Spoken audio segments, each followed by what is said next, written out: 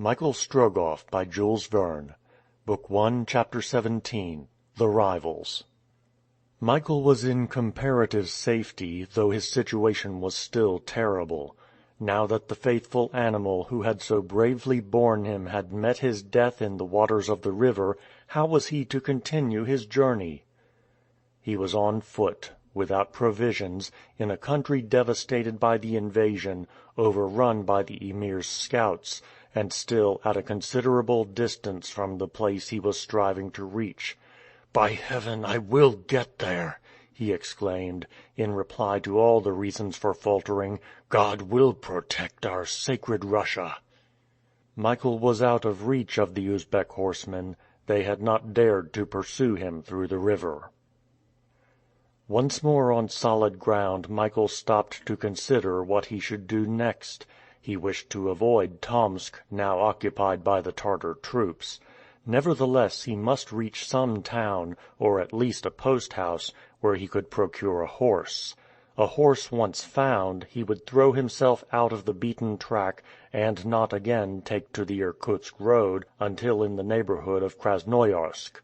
From that place, if he were quick, he hoped to find the way still open, and he intended to go through the Lake Baikal provinces in a southeasterly direction. Michael began by going eastward. By following the course of the Obi 2 versts further, he reached a picturesque little town lying on a small hill. A few churches, with Byzantine cupolas colored green and gold, stood up against the gray sky.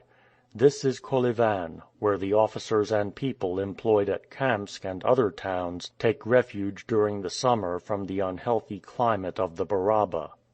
According to the latest news obtained by the Tsar's courier, Kolyvan could not be yet in the hands of the invaders. The Tartar troops, divided into two columns, had marched to the left on Omsk, to the right on Tomsk, neglecting the intermediate country. Michael Strogoff's plan was simply this: to reach Kolyvan before the arrival of the Uzbek horsemen, who would ascend the other bank of the Obi to the ferry. There he would procure clothes and a horse, and resume the road to Irkutsk across the southern steppe. It was now 3 o'clock in the morning. The neighborhood of Kolyvan was very still, and appeared to have been totally abandoned. The country population had evidently fled to the northwards, to the province of Yeniseisk, dreading the invasion which they could not resist. Michael was walking at a rapid pace towards Kolyvan when distant firing struck his ear. He stopped, and clearly distinguished the dull roar of artillery, and above it a crisp rattle which could not be mistaken. "It is cannon and musketry," said he. "The little Russian body is engaged with the Tartar army. Pray heaven that I may arrive at Kolyvan before them." The firing became gradually louder, and soon to the left of Kolyvan a mist collected, not smoke, but those great white clouds produced by discharges of artillery. The Uzbek horsemen stopped on the left of the Obi, to await the result of the battle. From them Michael had nothing to fear as he hastened towards the town. In the meanwhile the firing increased and became sensibly nearer. It was no longer a confused roar, but distinct reports. At the same time the smoke partially cleared, and it became evident that the combatants were rapidly moving southwards. It appeared that Kolyvan was to be attacked on the north side. But were the Russians defending it, or the Tartars? It being impossible to decide this, Michael became greatly perplexed.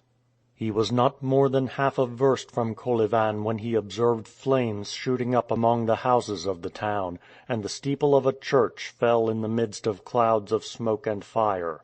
Was the struggle, then, in Kolyvan? Michael was compelled to think so.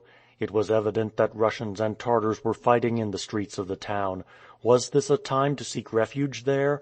Would he not run a risk of being taken prisoner? Should he succeed in escaping from Kolyvan as he had escaped from Omsk? He hesitated, and stopped a moment. Would it not be better to try, even on foot, to reach some small town, and there procure a horse at any price? This was the only thing to be done, and Michael, leaving the Obi, went forward to the right of Kolyvan. The firing had now increased in violence. Flames soon sprang up on the left of the town. Fire was devouring one entire quarter of Kolyvan.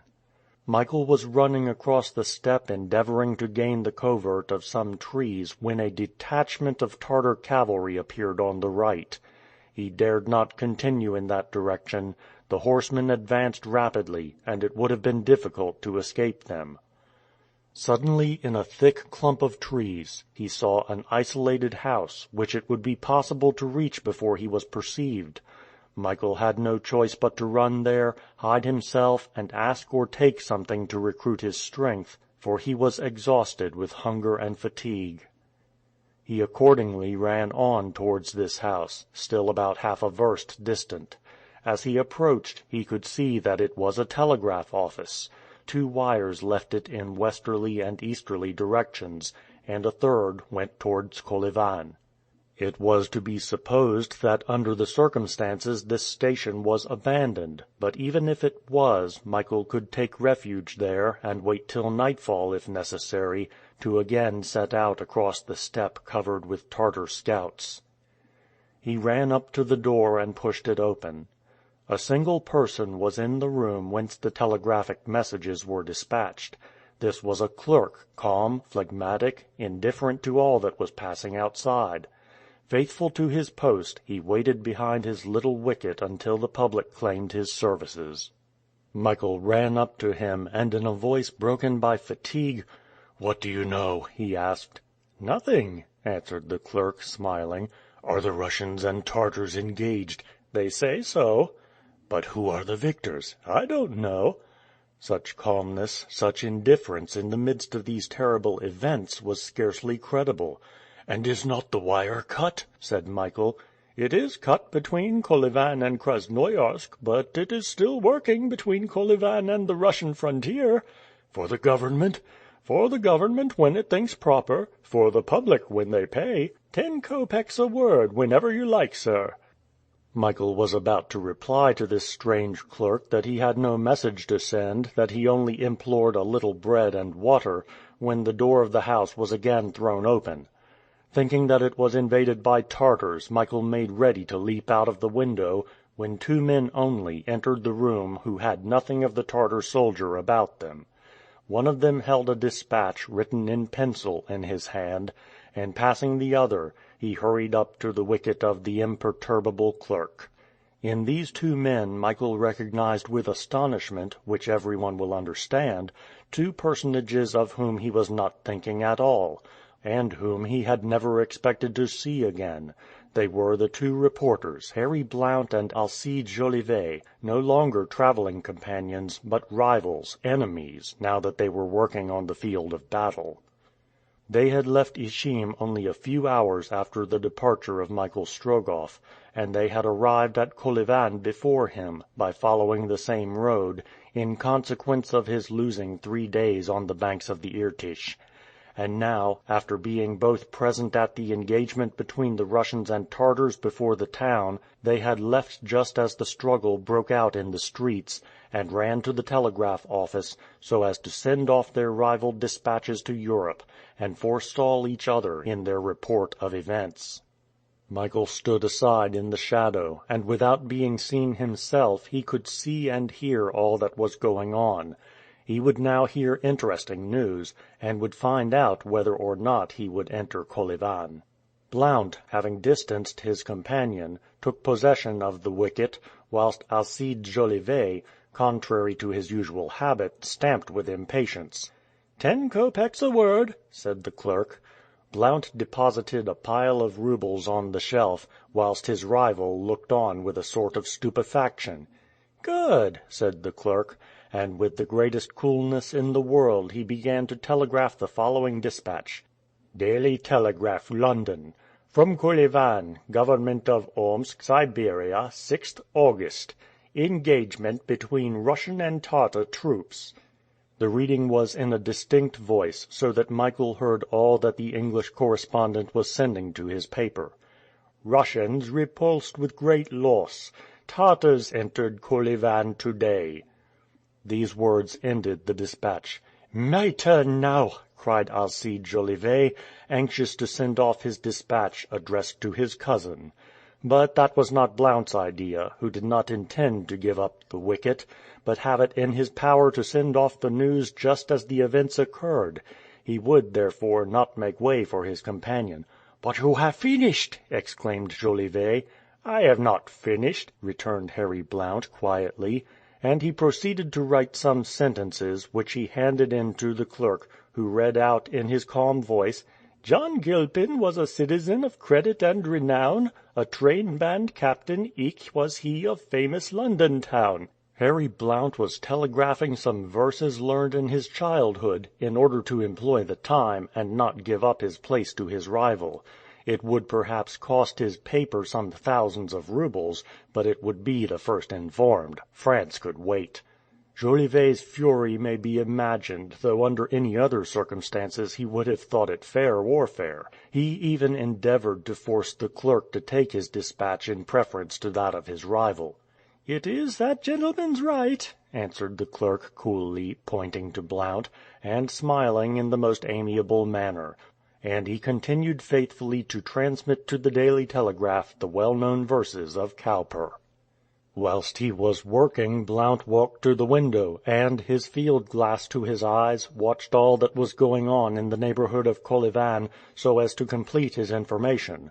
In a few minutes he resumed his place at the wicket, and added to his telegram, "Two churches are in flames. The fire appears to gain on the right. John Gilpin's spouse said to her, Dear, though wedded we have been these twice 10 tedious years, yet we no holiday have seen." Alcide Jolivet would have liked to strangle the honourable correspondent of the Daily Telegraph. He again interrupted the clerk, who, quite unmoved, merely replied, "It is his right, sir, it is his right, at 10 kopecks a word." And he telegraphed the following news, just brought him by Blount. "Russian fugitives are escaping from the town. Away went Gilpin, who but he? His fame soon spread around. He carries weight, he rides a race. 'Tis for £1,000. And Blount turned round with a quizzical look at his rival. Alcide Jolivet fumed. In the meanwhile, Harry Blount had returned to the window, but this time his attention was diverted by the interest of the scene before him.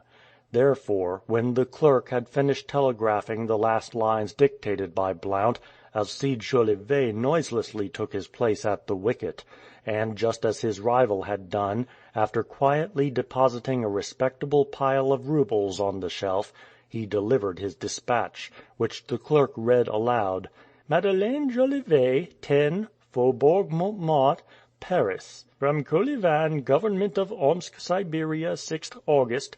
Fugitives are escaping from the town, Russians defeated, fiercely pursued by the Tartar cavalry." And as Harry Blount returned he heard Jolivet completing his telegram by singing in a mocking tone: "Il est un petit homme, tout habillé de gris, dans Paris." Imitating his rival, Alcide Jolivet had used a merry refrain of Béranger. "Hallo!" said Harry Blount. "Just so," answered Jolivet. In the meantime the situation at Kolyvan was alarming in the extreme. The battle was raging nearer, and the firing was incessant. At that moment the telegraph office shook to its foundations. A shell had made a hole in the wall, and a cloud of dust filled the office. Alcide was just finishing writing his lines, but to stop, dart on the shell, seize it in both hands, throw it out of the window, and return to the wicket, was only the affair of a moment. 5 seconds later the shell burst outside. Continuing with the greatest possible coolness, Alcide wrote, "A 6-inch shell has just blown up the wall of the telegraph office. Expecting a few more of the same size." Michael Strogoff had no doubt that the Russians were driven out of Kolyvan. His last resource was to set out across the southern steppe.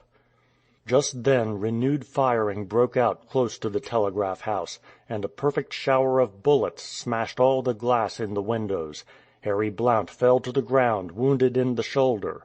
Jolivet, even at such a moment, was about to add this postscript to his dispatch: Harry Blount, correspondent of the Daily Telegraph, has fallen at my side, struck by—" when the imperturbable clerk said calmly, "Sir, the wire has broken."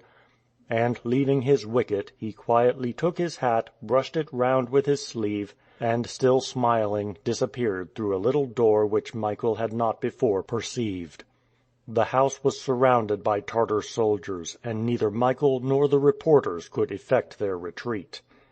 Alcide Jolivet, his useless dispatch in his hand, had run to Blount, stretched on the ground, and had bravely lifted him on his shoulders, with the intention of flying with him. He was too late. Both were prisoners, and at the same time Michael, taken unawares as he was about to leap from the window, fell into the hands of the Tartars. End of Book 1, Chapter 17.